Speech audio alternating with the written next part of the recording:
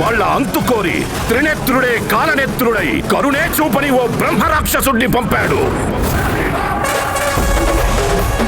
పరిత్రాణాయ సాధూనా వినాశాయ చ.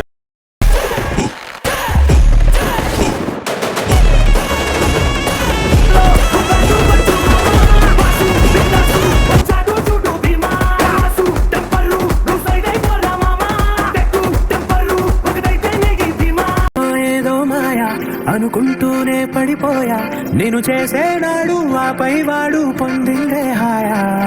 అందం కావాలంటే అడగాలేమో నీ ఛాయ, నేను చెప్పాలంటే భాషల్లో నా పోలికలు.